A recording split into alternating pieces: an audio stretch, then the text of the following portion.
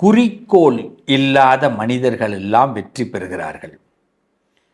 ஏங்க நமக்கு சொல்லுவாங்கல்ல, சார் மூளையே இல்லை சார், அவன்கிட்ட அறிவே கிடையாது சார் அப்படின்லாம் திட்டுவாங்க. அவன்லாம் சக்ஸஸ் ஆகிறான் சார்.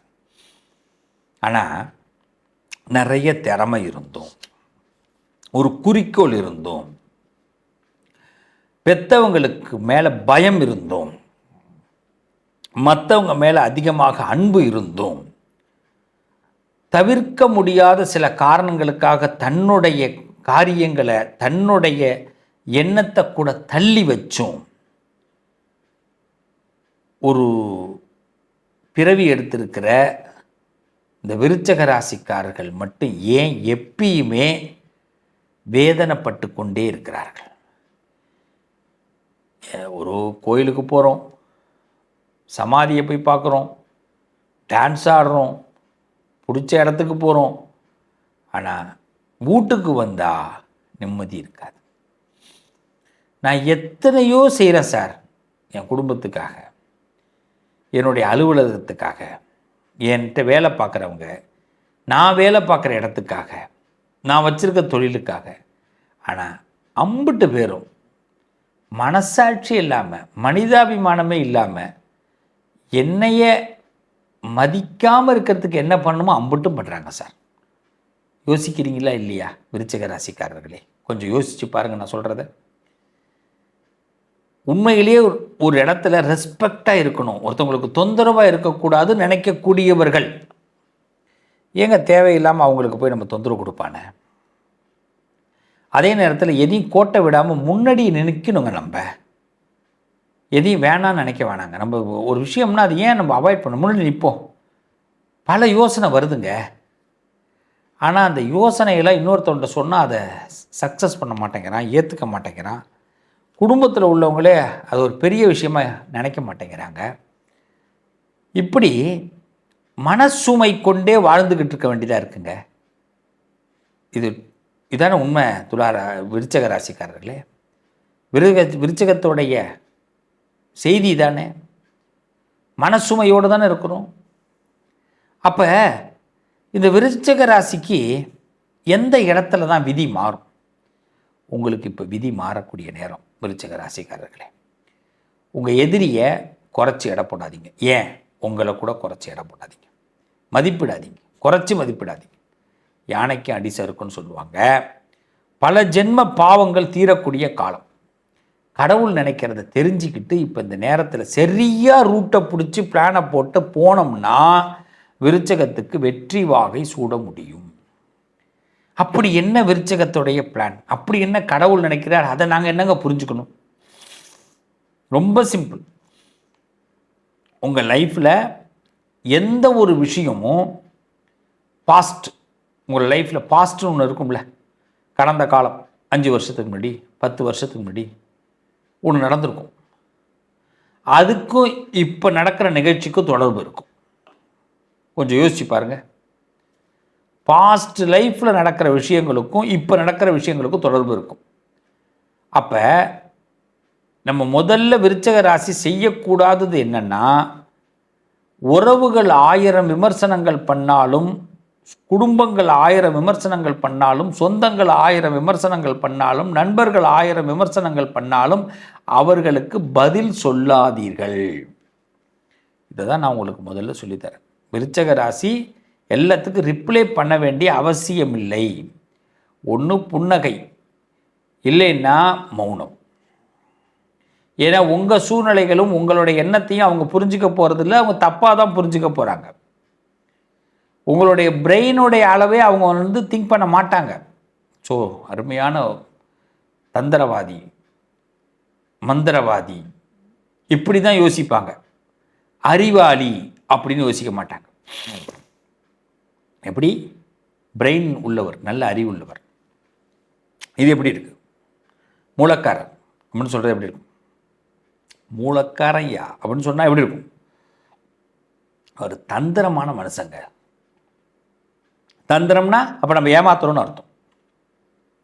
பல விஷயத்தை நமக்கு ஏற்ற மாதிரி மாற்றிக்கிறோன்னு அர்த்தம். ஏற்றுக்கலாமா? ஏற்றுக்கக்கூடாது. மந்திரவாதினா நம்ம என்ன மாயம் பண்ணுறோமா?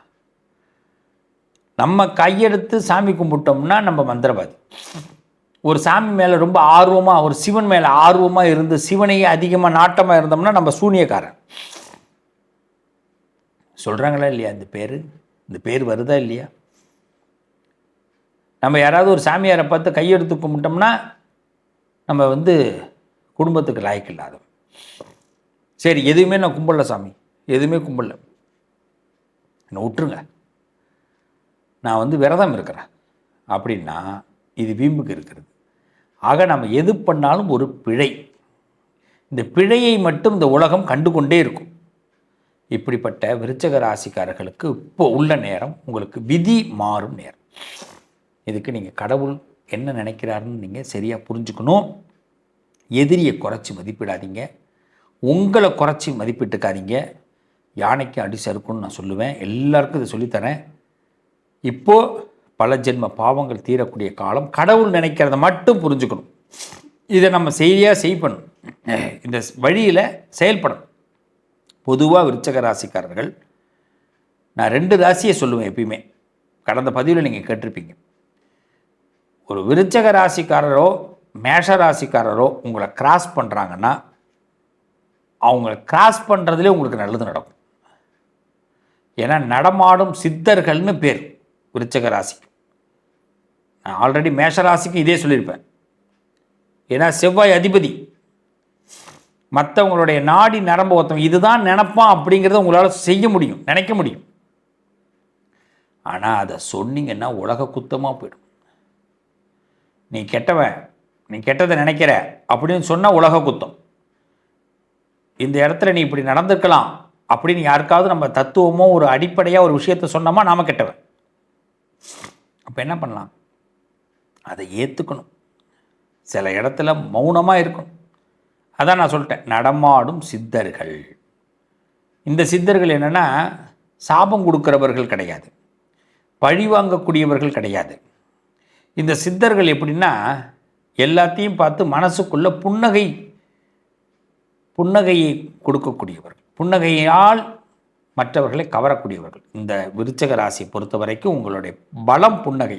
அதுவும் பல்லு தெரியாமல் சிரிக்கும். அதே மாதிரி வாழ்க்கையில் சில விஷயத்தை ஏற்றுக்கொள்ள கற்றுக்கொள்ளுங்கள். இதை ஏற்றுக்கிற அக்செப்ட், இது உடனே விதி அப்படின்னு அதை தலையெழுத்தேன்னு ஏற்றுக்காதீங்க. அது வேண்டாம். எதையுமே ஒரு விருப்பம் இல்லாமல் ஏற்றுக்காதீங்க. இல்லை சார், இதை நான் ஏற்றுக்கிறேன் அப்படி. இப்போ நீங்கள் 2 வீலரில் வந்திருக்கீங்க, வண்டியை நிப்பாட்டிட்டு சைக்கிளில் போ தம்பின்னு சொல்கிறேன். ஓகே சார், நான் சைக்கிளில் போகிறேன். வாழ்க்கை எப்படி மாறுதோ அப்படியே உங்களுடைய பயணத்தை மேற்கொள்ளுங்க அப்படிங்கிறார் கடவுள். இவ்வளோதான் பிளான். அப்போ நீ நினைக்கிறத விட அடுத்த ஸ்டெப்பு நல்லாயிருக்கும். நான் சொல்கிறது புரியுதா? நீங்கள் வாழ்க்கை எப்படி மாறுதோ, உங்கள் வீட்டில் உள்ளவங்க இப்போ திடீர்னு கோவப்படுறாங்க, பரவாயில்ல, கோவப்பட்டாங்கன்னா நம்ம அமைதியாயிரும். நம்ம கோவப்படலாம் நினைக்கிறோம், அந்த நேரம் வீட்டில் உள்ளவங்க அமைதியாகிறாங்க, ஓகே நம்ம அமைதியாயிரும். இதில் இந்த வாழ்க்கை பயணத்தில் வாழ்க்கை எப்படி போகிறதோ அதான் சித்தர்கள்னு சொன்னேன். நமக்கு தான் எல்லாம் தெரியுதே.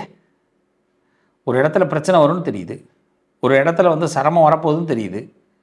முருகனுடைய அருள், பெருமாளுடைய அருள் நேரடியாக உண்டு, சித்தர்களுடைய ஆசீர்வாதம் நிறையா உண்டு. ஒரு கால கண்ணாடி முன்னாடியே காட்டி கொடுத்துரும், இதெல்லாம் நடக்க போகுது விருச்சிகத்துக்கு அப்படின்னு. இவ்வளோ விவரம் தெரிஞ்சு ஏன் நம்ம அதை கோட்டை விடுவானே?